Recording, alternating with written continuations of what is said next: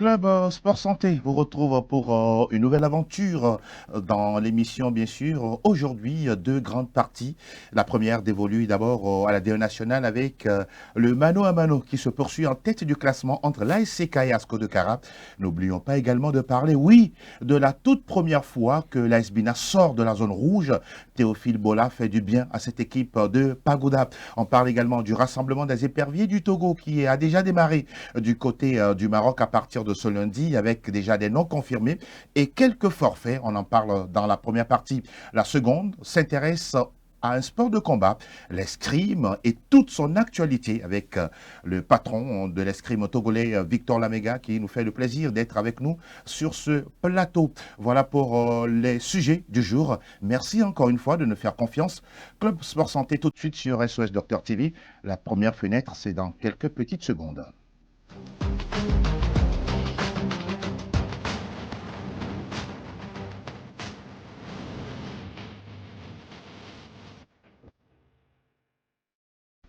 Nous lançons les premiers débats pour parler d'abord de la D1 Lonato, mais avant, comme toujours, nous prenons le soin et le bonheur de présenter nos invités sur ce plateau. David Oulouni est avec nous aujourd'hui. Bonjour encore une fois, David, et merci d'être là. Bonjour Angelo, bonjour Président et bonjour à tous les téléspectateurs. Vous vous portez bien? Très bien. Vous lancez bien la semaine? Très bien. Très, très bien. C'est une très bonne nouvelle. Victor Lamega, bonjour à vous. Bonjour Angelo. Vous allez bien? Oui, ça va. Et l'escrime togolais? Tout se passe très bien. Tout se passe très bien. Ouais. Je rappelle également que vous êtes un féru de football. Hein. Vous avez tapé dans le ballon durant plusieurs années. Vous serez bien intéressé de parler football avec nous? Oui, pourquoi pas. Pourquoi pas.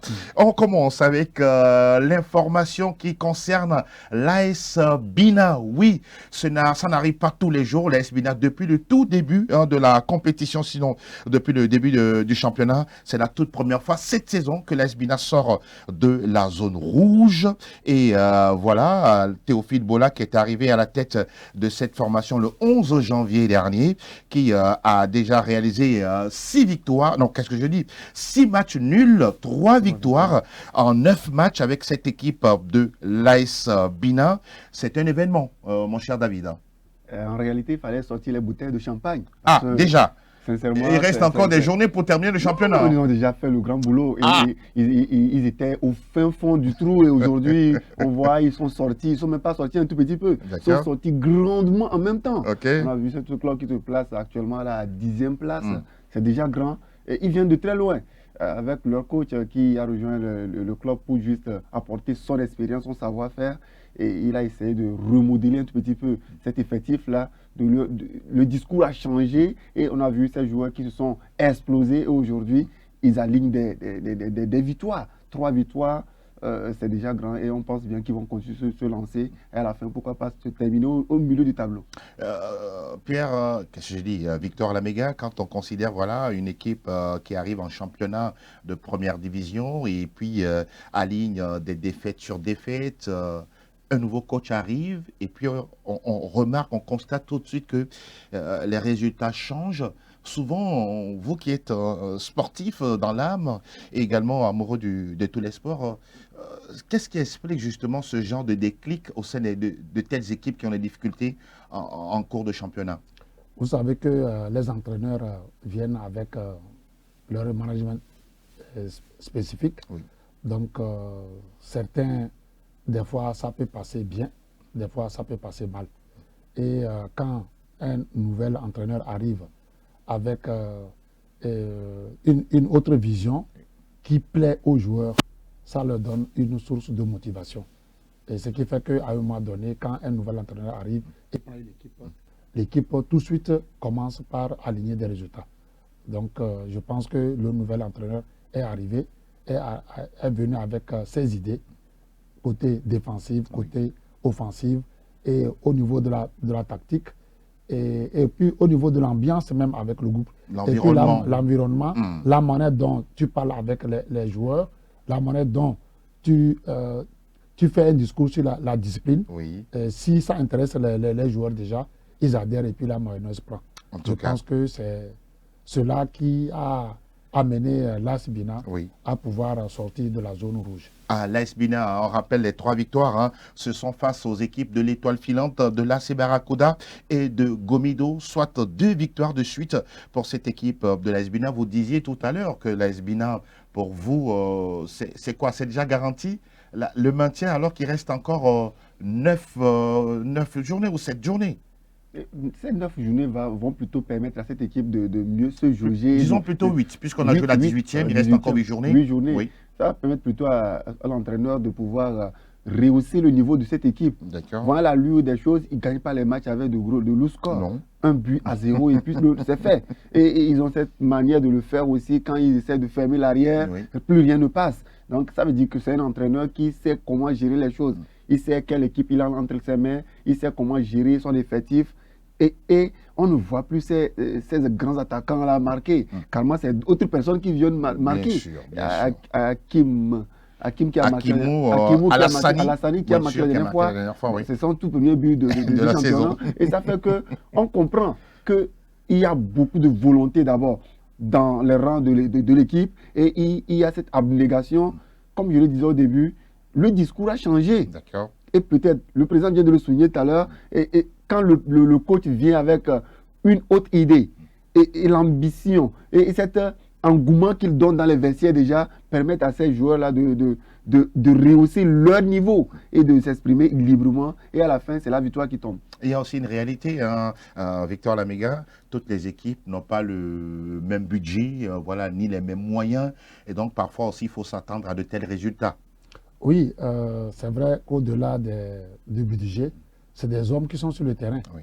Donc, ce n'est pas l'argent qui joue. Vous pouvez avoir un beau budget, mais sur le terrain, vous ne répondez pas.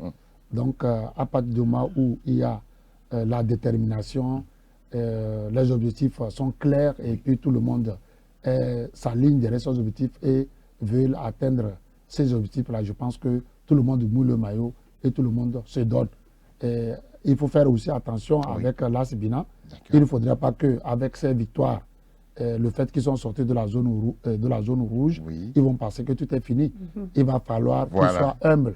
Qu'ils soient humbles et puis continuer par regarder l'objectif qu'ils sont fixés. Je pense que s'ils sont dans cette optique-là, ils vont s'en sortir. Vous le dites si bien, Victor Lamega, là où, oui, on est très, très convaincu d'aller loin dans cette compétition, c'est du côté de l'ASCK et de l'ASCO, le mano à mano qui se poursuit en tête du classement. Nous parlons de ces 2 équipes. Vous suivez également notre championnat à domicile. Cette équipe de l'ASCK qui s'est imposée 5-1 devant l'équipe d'Espoir FC du Zion, et puis ASCO qui a battu en déplacement Unisport de Sokodé ou de Kouloundé, ça dépend.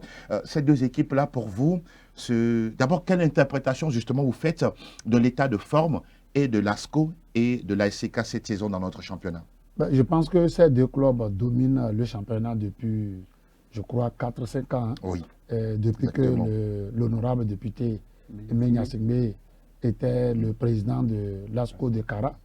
Et après la création du club, la naissance du club ACK, c'est les 2 clubs seulement qui dominent le championnat national.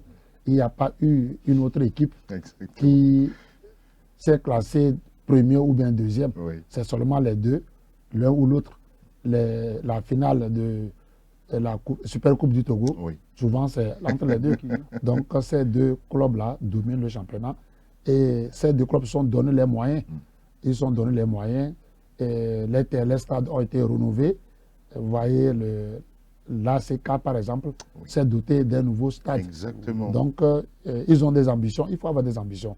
Si vous n'avez pas les ambitions et vous voulez vous contenter seulement des matchs du championnat du minima, vous ne pouvez pas aller loin. Mais quand vous avez les ambitions, vous allez loin.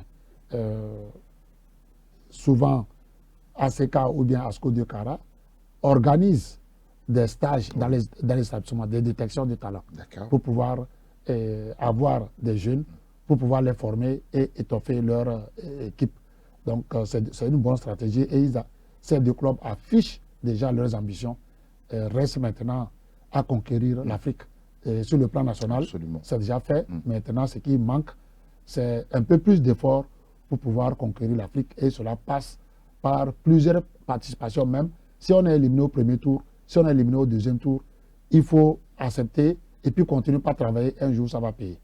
On reste sur le cas du championnat avec cette victoire écrasante de l'ASK 5-1 face à Espoir FC Duzio, doublé d'Arnaud comme la vie, et puis début de Marouf Ouro Tagba et puis de César Sonroumé, sans oublier Yabouri et Ndoutiem. Cette équipe de l'ASK n'a pas eu pitié d'Espoir FC Duzio. Hein. Pas du tout, ils n'ont pas pitié d'une équipe. Je le signe souvent, je dis souvent que la SCK, c'est un club qui est bâti pour le continent et non pour le championnat du Togo. Donc, ils ont un autre niveau par rapport aux autres clubs. Et aujourd'hui, ça se sent, ça se voit sur le terrain. Des fois, on tire sur eux, on dit, c'est pas ce qu'ils font. Moi, je ne suis pas satisfait de la production du jeu qu'ils nous montrent. Parce que, sincèrement, leur niveau qu'ils ont, avec l'effectif qu'ils ont actuellement, ils doivent produire plus de jeux sur le terrain, montrer au peuple que c'est comme ça. Nous voulons vraiment faire quelque chose d'autre, monter le cursus un peu plus haut et pourquoi pas aller titiller ceux du continent. Aujourd'hui, Espoir a fait les frais ici. Oui, ils ont pris 5, même s'ils ont marqué 1. 5 buts, sans pitié, sincèrement. La SCK commence par montrer un petit peu son vrai visage et on espère bien revoir ce club plus pimpant, plus agressif sur le terrain et on veut voir la productivité du jeu chez eux et nous prouver qu'ils sont prêts pour le continent. Si ma mémoire est bonne, c'est cette équipe d'Espoir FC du jeu qui a été déjà du côté de Wolu et a battu la SCK sur son propre terrain. Exactement. Oui, et donc aujourd'hui, la revanche a eu lieu pour les hommes d'Amektokodo Mensa. On reste avec vous, David, pour parler d'Asco de Karab qui a battu 2-1 la formation d'Unisport. C'était un match également au sommet. Il faut dire que Souleymane Koulibaly, un international, bon, pas international, mais joueur malien qui évolue dans notre championnat. Le problème également du côté d'Asco, c'est que ces recrues ont du mal à marquer. Cette fois-ci, Koulibaly qui fait un doublé. Rarement on l'a vu faire un doublé dans notre championnat. Il faut qu'il se réveille au bon moment. Koulibaly, il n'est pas seulement malien, je ne sais pas comment le dire, il est malien, il est plus togolais. Il fait partie des deux nations, donc c'est un frère de chez nous. Il a fait un doublé, oui. Ça fait vraiment longtemps que ce monsieur peine à marquer des buts. Or, c'est un buteur qu'on reconnaît. Tout le monde sait que c'est un bon buteur. Mais aujourd'hui, cette année, on ne sait pas pourquoi il n'arrive pas à concrétiser. Mais y a-t-il un problème dans l'effectif, dans les coulisses où on ne maîtrise pas? On ne sait pas trop. Cette fois-ci, il a pu trouver les filets à 2 reprises. C'est déjà bien, félicitations à lui. Ils étaient face à une équipe joueuse. Unisport également. Qui est 3e au classement et qui aussi cherche à aller les titiller en haut. Donc, s'il arrive à marquer 2 buts, s'il arrive à s'en sortir convenablement, tant mieux. C'est bien déjà. Lasco qui est toujours à 2 points de la SCK. Le combat sera très très rude. En tout cas, Souleymane Koulibaly, auteur d'un doublé pour l'équipe d'Asco, qui prend le meilleur sur la formation d'Unisport, 2-1. C'est 3 points en tout cas dans leur escarcelle, ça leur fait du bien. Victor Lamega, il n'y a que 2 points entre la SCK et Asco. Il reste encore 8 journées pour boucler les 26 dévolus à cette compétition. Pour vous, ce classement, il est serré. Est-il passionnant la suite du championnat? Oui, il est serré. Quand le classement est serré, ça donne de l'engouement au championnat. Oui. Parce que quand vous avez un champion, l'équipe leader, un club leader, déjà avec 10 points de différence avec le deuxième. Pour vous, c'est plus la peine. C'est plus la peine. Donc, mais quand les gens sont coude à coude, c'est bon. Et puis, c'est de bonnes rivalités. Aujourd'hui, Asco qui est devant, c'est ça, je crois. ASK qui est juste derrière. Voilà, avec 2 points. 2 points.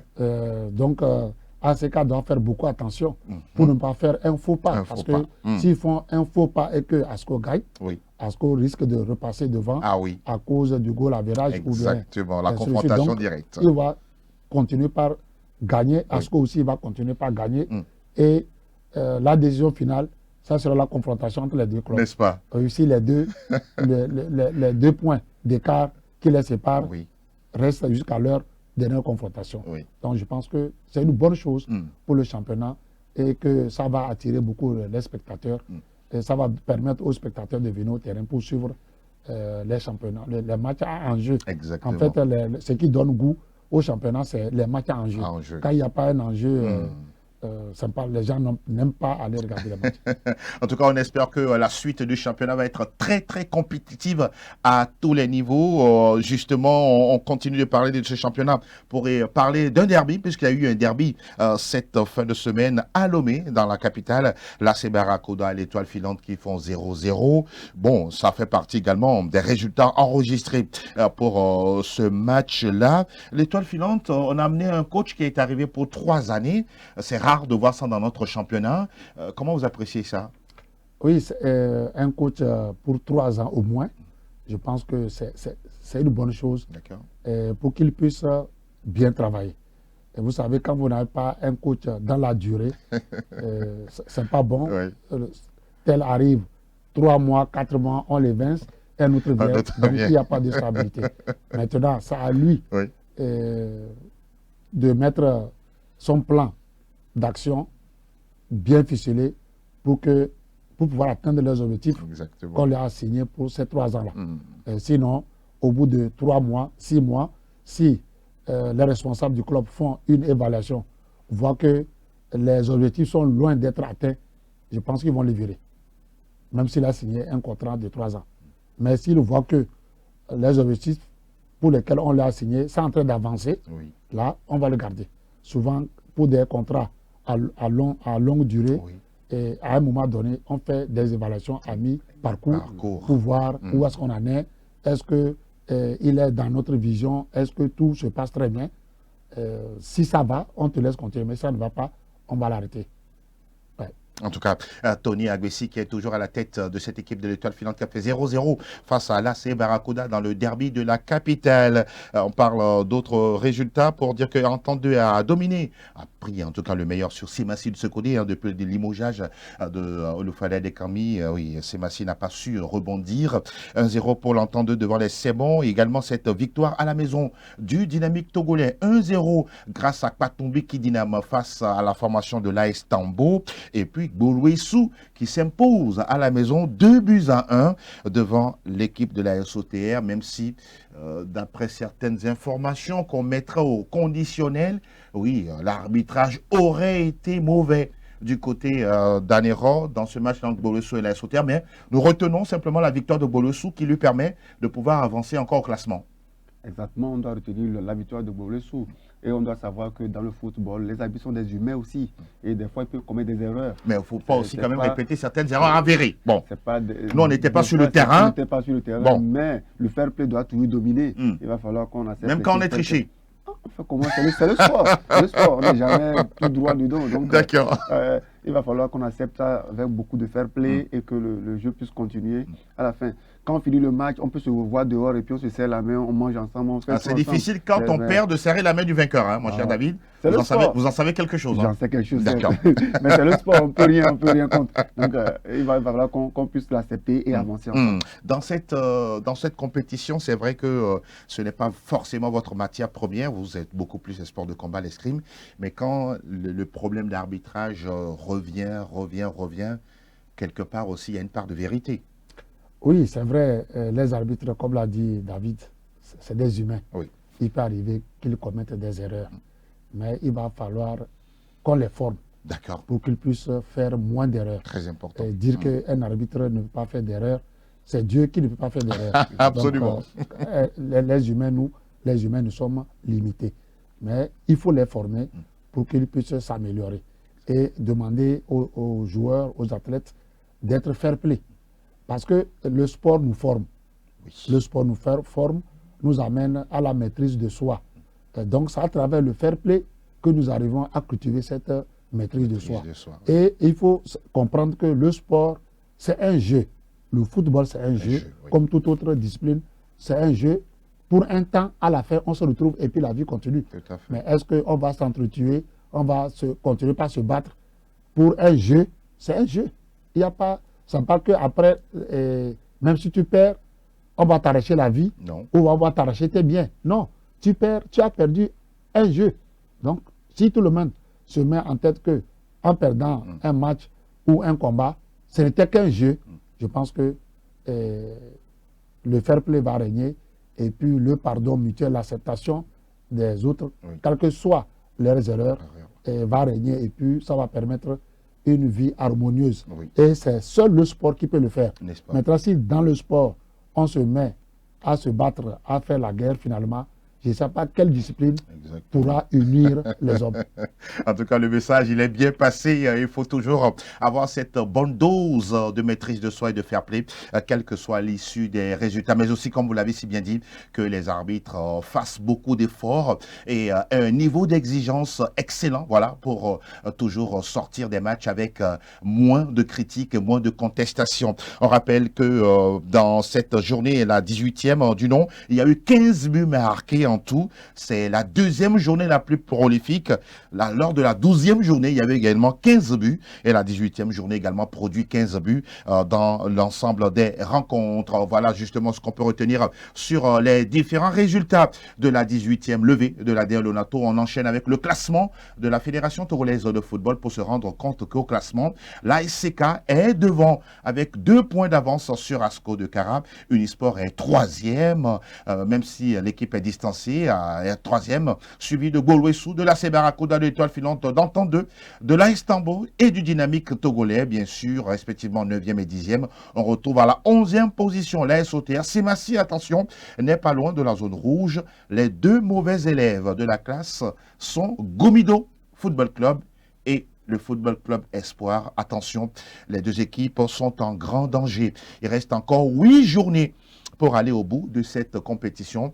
Tous les matchs à venir resteront des finales et tout ça, bien sûr, dans l'esprit de fair play. On va se permettre une petite pause, le temps de retrouver, bien sûr, l'actualité des éperviers du Togo. Dans quelques instants, écho des éperviers pour la suite de ce magazine.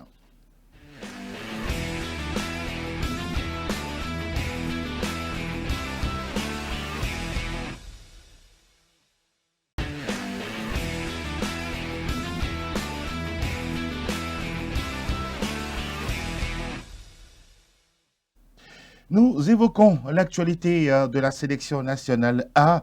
Victor Lamega, vous aviez également eu connaissance de la nomination du nouveau patron des éperviers du Togo, Patrice Neveu, à la tête justement de cette sélection. D'abord, vos premières impressions? Bon, je pense que à partir du moment où l'équipe nationale n'avait plus d'entraîneur, oui, il fallait quand même qu'on nomme quelqu'un. Et il a été nommé.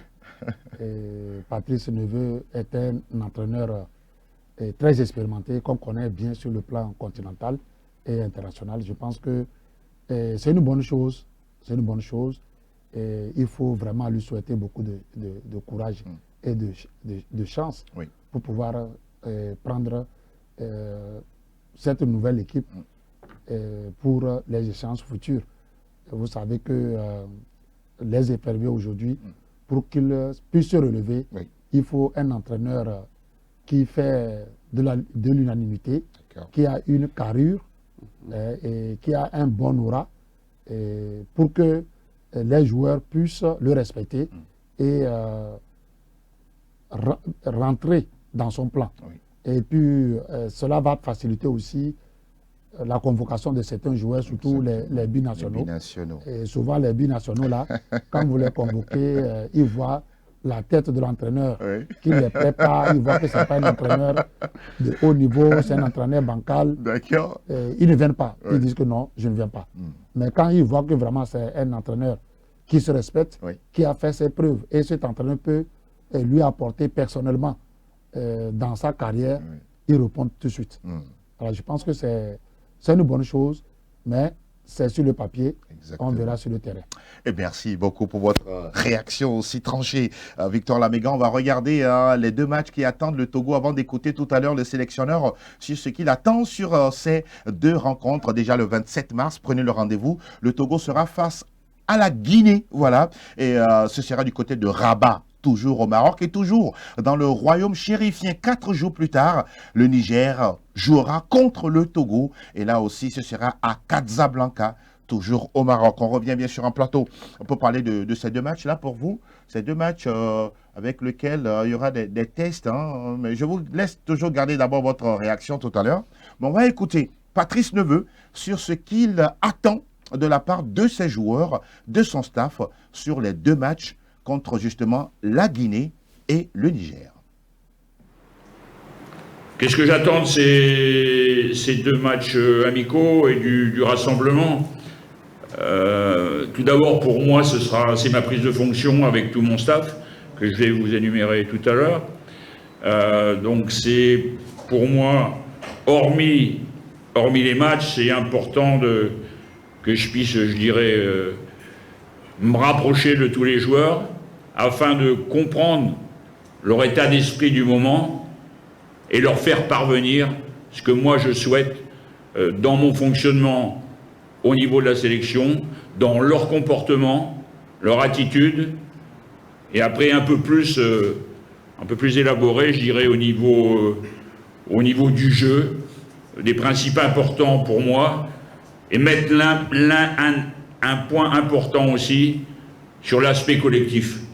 Le collectif, la sélection, c'est pour moi un assemblage de joueurs talentueux, plus ou moins quand on parle de talent. L'important restera la complémentarité pour avoir un bel effectif et surtout pouvoir tirer la quintessence des joueurs que j'ai à ma disposition. Il le dit si bien, beaucoup de mots assez clés. David, vous allez garder votre réaction. Je vais beaucoup plus voir avec Victor Lamega. Il parle de quintessence des joueurs. Il a un message à faire passer aux joueurs. En tout cas, il a placé des mots bien choisis, le sélectionneur. Oui, c'est sa rentrée. C'est sa rentrée puisqu'il ne connaît pas l'équipe. Oui. Donc, c'est maintenant qu'il va rentrer en contact avec les joueurs, Oui. échanger avec eux, leur donner son principe. Au niveau du jeu et au niveau du comportement, sur le terrain et en dehors du terrain.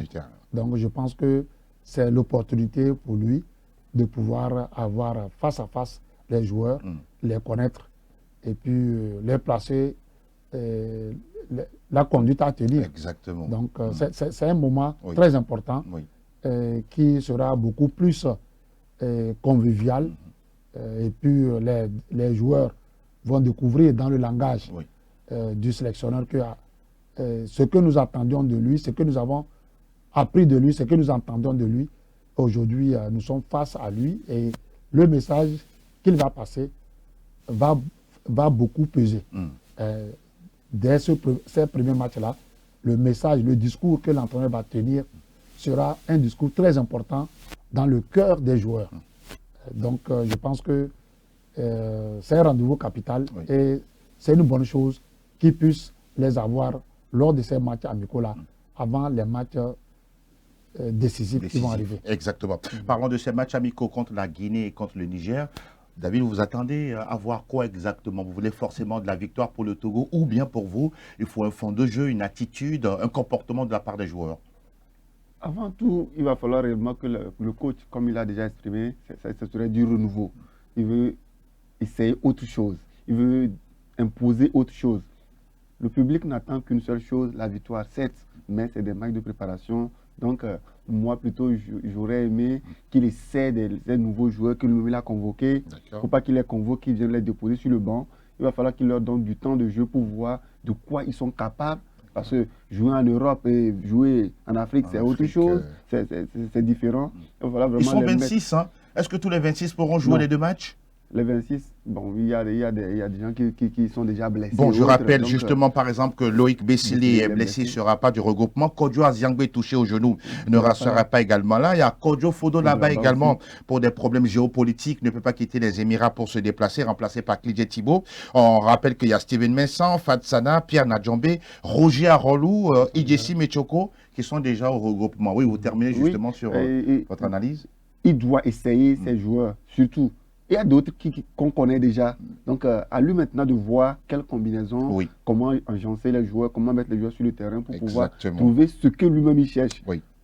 On ne lui impose rien. C'est à lui de nous prouver ce qu'il sait faire. Et à la fin, On verra ce que ça va donner. N'est-ce pas? Et le rassemblement commence déjà dès ce lundi, voilà, du côté du Maroc, pour déjà une séance en salle pour les joueurs. Dans l'après-midi, ils auront l'opportunité d'aller fouler la pelouse, histoire de taper dans le ballon et de pouvoir prendre bien sûr de la graine. Et pour ce rassemblement, il y a quelques jours, on va parler justement de ce rassemblement avec des arrivées qui sont déjà notifiées et des images qu'on va voir tout à l'heure. Pour ce rassemblement, regardez ça, c'est Roger Arolou par exemple, avec pratiquement le staff, hein, et les autres qui arrivent tout doucement.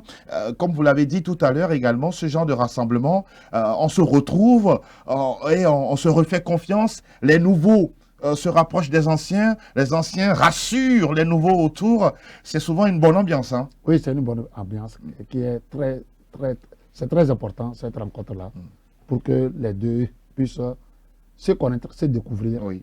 et se familiariser, et tisser des amitiés déjà. Exactement. En partant. Ils vont échanger des contacts, ils vont tisser des amitiés, ils vont rigoler ensemble. Et je pense que c'est très bien. Et si cette ambiance-là se passe bien, Oui. ça serait une bonne chose pour l'avenir des éperviers. Mais si l'ambiance ne passe pas bien, c'est pas bon. Donc, prions et souhaitons que tout se passe bien entre eux, parce que les joueurs, Oui. quand il n'y a pas une ambiance Oui. amicale, Une harmonie, qui c'est règne compliqué. entre vous, ça serait compliqué. N'est-ce pas? Parce qu'il faut se soutenir Exactement. dans les efforts. Exactement. Comme c'est un sport collectif, Collectif. quand l'autre perd la balle, il faudrait que j'aille le couvrir. Exactement. Donc, s'il n'y a pas cet esprit-là, tu peux perdre la balle Oui. et que moi, je peux aller pour te couvrir, mais je ne vais pas parce que pour que ça puisse retomber sur toi. Oui. Donc, ça ne serait pas sur lui seul, mais sur toute l'équipe. Sur toute l'équipe. Donc, quand il y a cette convivialité, cette amitié, cette fraternité Oui. entre les joueurs, entre le staff technique, Technique. entre les membres du bureau aussi, du comité exécutif comité, oui. de la fédération, s'il y a cette ambiance-là, je pense que c'est déjà un grand pas. Dernière réaction, je vous ai vu tout à l'heure très enthousiaste hein, quand on revoit les éperviers comme ça. Vous vous sentez fier hein, de votre sélection? Très fier. Moi, je suis très d'accord avec le coach Patrice Neveu. Il a mis en place... C'est quel aspect? Il a panaché un petit peu la jeunesse et, pas la vieillesse, mais Bon, l'expérience. On peut dire ça comme ça. Il y a beaucoup de jeunes joueurs dont il a fait appel. On espère bien voir ces jeunes fleurs, les jeunes pousses là, grandir ensemble avec l'expérience. Et on sait pertinemment que quand il y a l'expérience et la jeunesse, ça donne quelque chose de bien. N'est-ce pas? En tout cas, on attend le rendez-vous du 27 mars, c'est dans quelques jours seulement, pour voir bien sûr les éperviers New Look avec la signature de Patrice Neveu. En tout cas, tous nos voeux de réussite, hein, de bonne chance les accompagnent, parce qu'après tout, nous aussi, on veut quand même jubiler sur des matchs du Togo et célébrer des victoires comme on le fait un peu partout dans les différents pays du monde. On a terminé avec la première partie. Un petit temps de répit. On retrouve le jingle de l'émission pour parler de la seconde partie, bien sûr, avec l'escrime, avec le patron de l'escrime togolais, Victor Lamega. À tout de suite.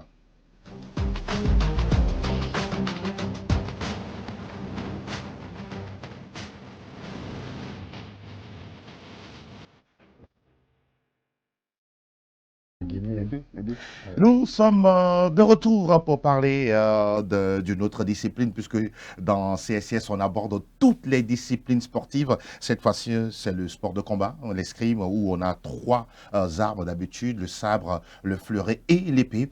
Victor Lamega, au niveau de la fédération, il y a eu, on va parler de l'actualité la plus fraîche, la plus récente. Vous étiez en compétition dans un pays de l'Afrique. Bon, racontez-nous un peu comment tout ça s'est passé. Oui, c'est à Dakar, au Sénégal, Exact. dans le cadre de la Coupe du Monde cadet junior de sabre et des championnats d'Afrique minimes cadet et junior. Le Togo était présent à ces deux événements et nous sommes tous très contents d'avoir représenté notre pays avec les résultats que nous avons eus au niveau de la Coupe du Monde, où nous avons terminé 8e au niveau de sabre cadet. D'accord. Avec un seul athlète qu'on avait présenté. Un seul? Oui, un seul athlète. Tout ça à cause des moyens? Oui. S'il y avait les moyens, ils seront plusieurs. Et puis c'était le meilleur. Ah, d'accord. Parce que la catégorie. il faut présenter des athlètes qui ont un bon niveau. Oui. Parce que vous allez compétir avec des athlètes de haut niveau. Absolument. Donc, c'est Haruna Ilan D'accord. qui excelle aux États-Unis, OK.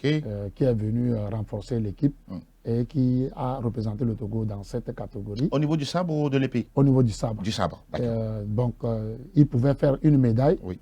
N'eût été l'erreur d'arbitrage Oh là là. en quart de finale Oh là où là. le Togo a joué contre un athlète tunisien. Vous avez pris ça avec fair play?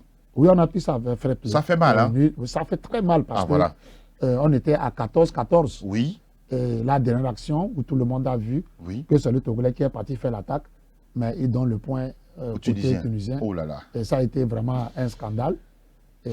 Mais ce n'était pas facile à tenir parce que J'imagine, ouais. c'était une opportunité pour nous de Oui. remporter Une médaille. une médaille en Coupe du Monde. Oh là là. Vraiment, sans pas que et nous avons été battus sur un score Non, large, pas du mais tout. c'est Donc le Tunisien a gagné 15-14. 15-14. Oh là là. Voilà, donc, Oh là là. et puis il nous a privés de monter sur le podium. Ouais, donc ça a fait mal chez les cadets, mais tout le monde a vu que notre athlète Oui. est très talentueux. et Ilan puis- Haruna. Ilan Haruna. Il a déjà quel âge? Il a 16 ans. 16 ans. 16 ans. Intéressant. Le 20 septembre, il aura 17 ans. 17 ans. Donc il est en Intéressant. dernière année de cadet. Oui. Il va rentrer bientôt dans la catégorie des juniors. Des juniors, oui. Maintenant, au niveau des épreuves juniors de la Coupe du Monde, Oui, il n'a pas pu. Il a été éliminé en huitième de finale d'accord. par un Algérien qui était très expérimenté par rapport à lui. OK. Haruna, ce qui lui manque, c'est l'expérience internationale. C'est sa première compétition Ah, oui. internationale. Donc, ça a été un peu difficile Oui. pour lui. Mais dans le jeu, au niveau de la technique, du sabre, c'est un athlète d'avenir. D'accord. C'est un athlète d'avenir. Il est doué pour ça. Oui, c'est à nous de lui donner les opportunités Opportunité. pour qu'il puisse continuer sur cette lancée-là. Oui. Maintenant, après la Coupe du Monde qui s'est déroulée du 12 au 15 février, le 16 février, ce sont les championnats d'Afrique qui ont démarré. Oui.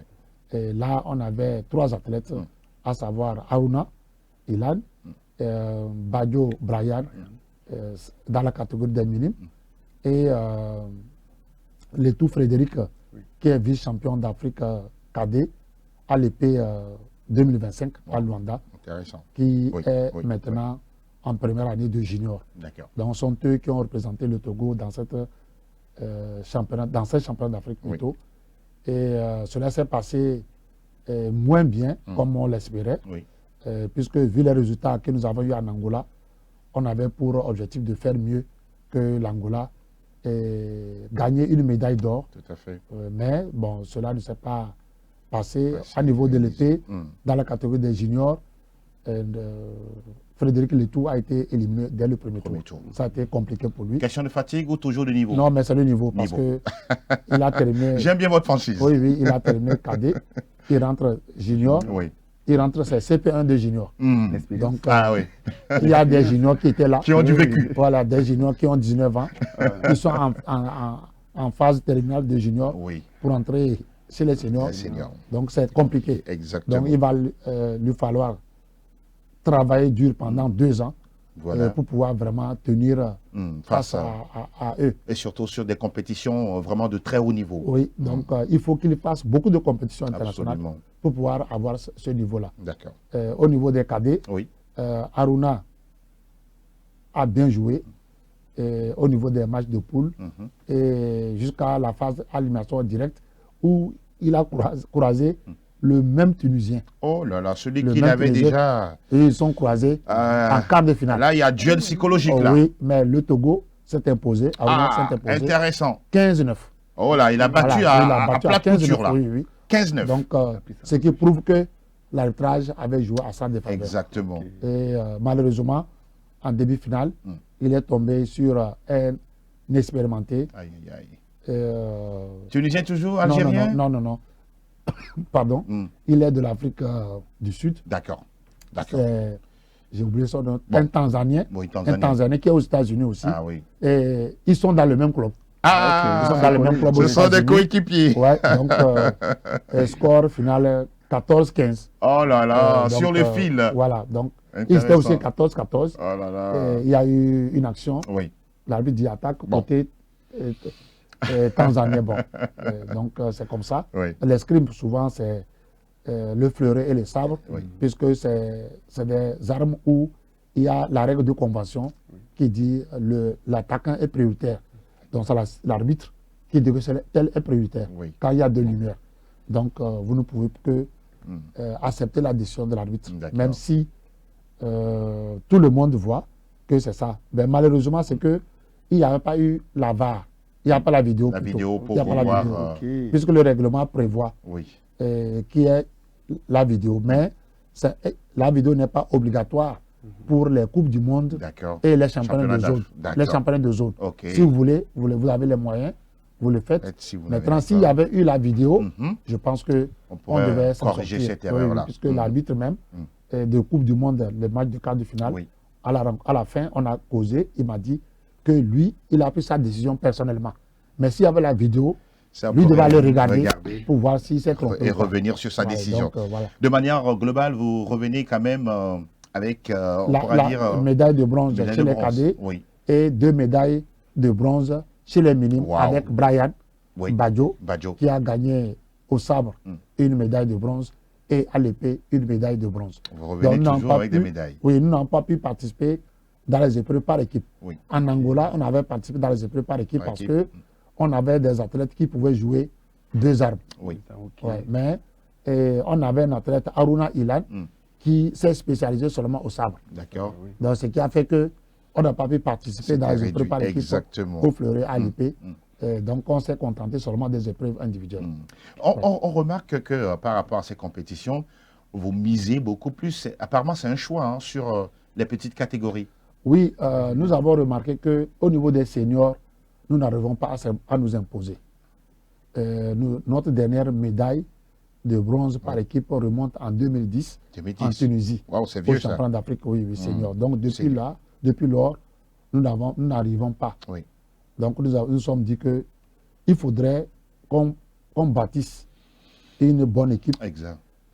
Pour avoir de bons seniors, il faut aller à la base Absolument. en ayant de bons minimes, de bons benjamins, Oui. les moins de 13 ans, et de bons minimes, les moins de 15 ans, les bons cadets. Donc des benjamins, on va les amener chez les minimes, des minimes, on les amène chez les cadets, et ainsi de juniors. Ainsi de suite, hein. S'ils atteignent ce niveau, la catégorie junior, avec ce bon niveau-là, je pense que chez les seniors, ils vont s'imposer. Donc c'est cette politique-là que nous sommes en train de faire. Exactement. Et on tâte pour voir Oui.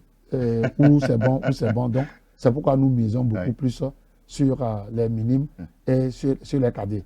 Donc, déjà, nous avons une ossature Oui. au niveau des minimes. Oui. Donc, il y a un minime qui est actuellement chez les cadets, Aruna, donc que nous devons suivre. Exactement.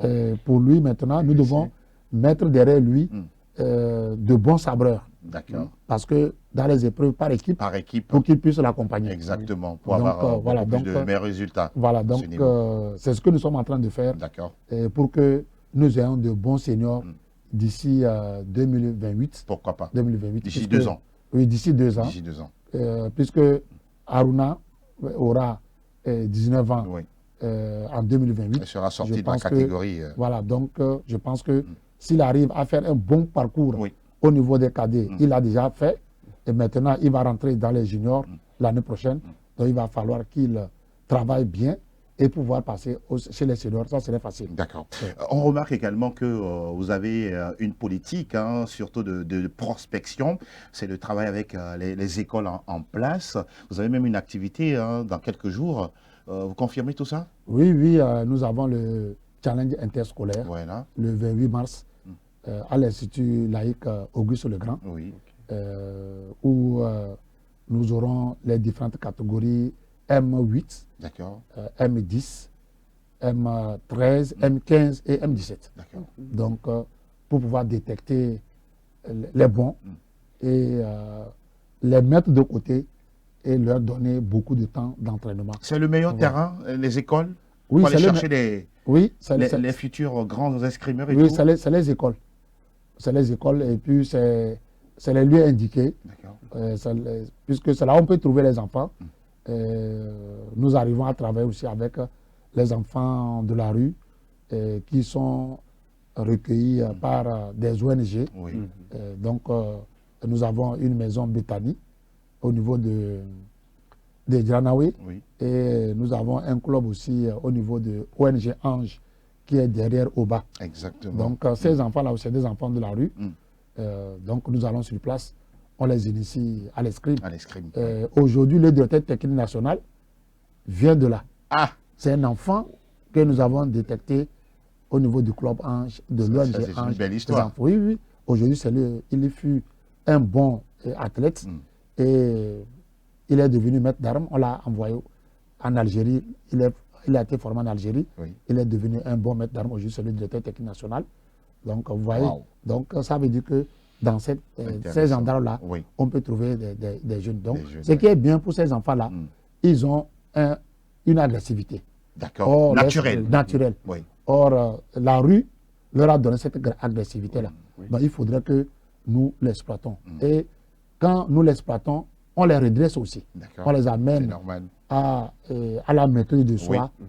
Donc, vous allez voir que ces enfants ne sont plus violents. Et ils arrivent à se maîtriser parce que le sport, l'escrime, Exactement. leur impose des règles Mm. pour qu'ils puissent se maîtriser. Mm. Donc, c'est le travail. C'est que un nous sommes travail. train En de tout faire. cas, beaucoup de courage à vous. Et oui, c'est l'une des disciplines qui apporte toujours des médailles au Togo, à l'escrime. Et nous continuerons toujours à claironner, hein, comme quoi il faut accompagner ces disciplines-là avec des moyens suffisants et surtout, bien sûr, des infrastructures adéquates. Pour parler toujours de l'escrime, justement, vous avez souvent l'habitude également d'organiser des championnats nationaux et tout. Et justement, alors nous parlons, qu'est-ce qui est à l'horizon? Oui, nous avons déjà ouvert la saison en janvier avec l'Open d'épée. Nous aurons au niveau scolaire une activité, le challenge interscolaire, le 28 mars. D'accord. Et entre-temps, nous aurons la Coupe du Monde et les championnats du monde. Oui. Parce qu'il y a une différence entre la Coupe du Monde et les et championnats, les championnats du monde. La Coupe du D'accord. monde, c'est dans une seule arme. Ok. Et les championnats du monde, c'est dans toutes les armes. D'accord. Intéressant. Championnat du monde, il y a 12 épreuves, 6 épreuves individuelles et 6 épreuves par équipe. Donc, cette année, il y aura les championnats du monde cadet junior à Rio de Janeiro, Au Brésil. Oh. du 1er au 9 avril. Ah, c'est bientôt. Oui, du 1er au 9 avril. Nous avons normalement 2 athlètes qui doivent faire le déplacement. D'accord. Ilan Aruna Cha Aruna, et au sabre et l'Améga Rose Ah, ça au niveau c'est. du fleuret. Et Aruna va quitter les États-Unis Oui. pour rejoindre le Brésil. Voilà. D'accord. Ben, maintenant, le problème, c'est que nous n'avons pas eu de rendez-vous pour Ok. les visas. Pour le Brésil. Le Brésil, par rapport à Rose. Vous êtes quand même sur les démarches, ça continue? Oui, hein? mais on a tout fait. Jusqu'à présent, on ne trouve pas de rendez-vous. Waouh. On est parti les rencontrer, les voir, ils disent non, tout se traite par email. Nous avons contacté le pays organisateur, le Brésil, Oui, qui leur a envoyé un email, exact. mais jusqu'à présent, Pas de retour. pas de retour. Donc, on ne comprend pas ce qui se passe. Donc, ce qui est sûr, Aruna, lui, il sera présent au Brésil, où il va jouer déjà le 1er avril au sabre cadet et le 3 avril au niveau du sabre junior. Comme il est encore cadet, Oui, tout à il fait. va jouer et puis on va le surclasser pour jouer déjà chez les juniors. Donc, déjà, le classement, pour la première fois, nous avons un cadet qui est dans le top 16 mondial. Top 16. Oui, oui, Aruna est Wow. déjà, il est 12e mondial. Ah, c'est À l'heure extraordinaire. où je vous parle, C'est extraordinaire. il est 12e mondial au niveau des cadets et puis il est 32e mondial au niveau des juniors. Ah, oui, oui. Après avoir pris seulement part à 3 compétitions, à 3 Coupes du Monde et qui lui ont valu ces points-là. Il est vraiment doué, le Ouais, jeune homme. il est très doué. S'il avait commencé un peu plus tôt, oui. à l'âge de 13 ans ou 14 ans, les compétitions internationales, Oui. je pense qu'il devait remporter l'or même Pourquoi chez les pas. cadets et chez les juniors. Ah, voilà. Donc, Mais il n'est je pas pense tard. que il n'est pas tard. Il n'est pas Et tard. actuellement, on a eu la chance, il s'entraîne avec l'équipe nationale des États-Unis.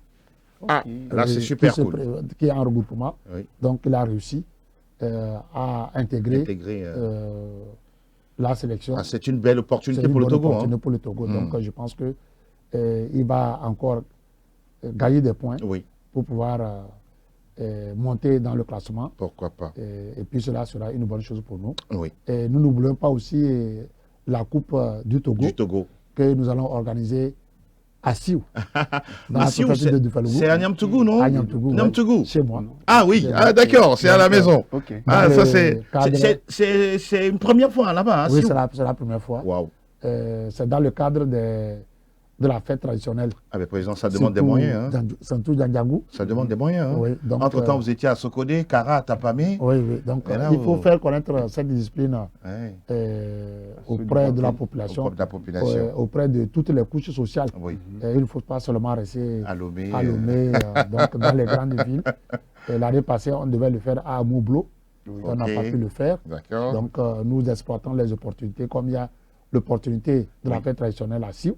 Donc, étant un fils de là, nous avons négocié avec les autorités Intéressant. de la préfecture qui ont accepté de nous inclure dans le programme. Ah, intéressant. Donc, le 17 Avril. avril, Ah oui, il aura la Coupe du Togo. à l'épée, à l'épée. hommes et dames, D'accord. à Siou. Ah, si, ça serait une découverte hein, Ça serait une pour découverte vraiment le de- peuple togolais et Oui, surtout nos frères qui sont du côté de Niamtogo qui feront forcément le déplacement. Ce serait sur l'esplanade quelque part Non, non, c'est sûr. Vous avez déjà trouvé l'endroit Oui, ça sera en plein air. En plein air. En plein air. Bon, on va faire avec. N'est-ce pas? On va faire Avec les moyens de bord. Même sous le soleil, la Oui, poussière. exactement. Ça serait bien. Ce qui On est va sûr, faire vous avez beaucoup de curieux.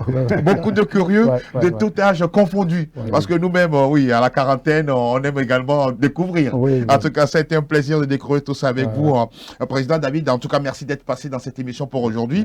On va s'arrêter là et on vous dira encore tout le meilleur hein, pour toute la semaine. Hein. Merci. Et beaucoup de courage à vous. Merci. Victor Lamega, infiniment merci d'être passé nous voir aujourd'hui. Merci à vous pour l'invitation et merci de l'opportunité Ouais. que vous donnez à la Fédération Togo d'escrime de faire connaître l'escrime au public sportif togolais sur le plan africain et sur le plan mondial.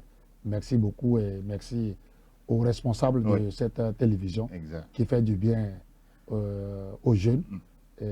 Donc, c'est une bonne chose. Je vous remercie. Merci infiniment. Mille gratitudes également à toute l'équipe technique, hein, avec Fernand, Sylvain, Patrick et tous ceux qui ont travaillé autour justement de la réalisation de ce nouveau numéro. On vous souhaite à toutes et tous tout le meilleur. On se retrouve samedi, hein, bien sûr, en direct pour d'autres actus nationales au plan africain, au plan mondial. Merci encore une fois. À très bientôt. Bye bye.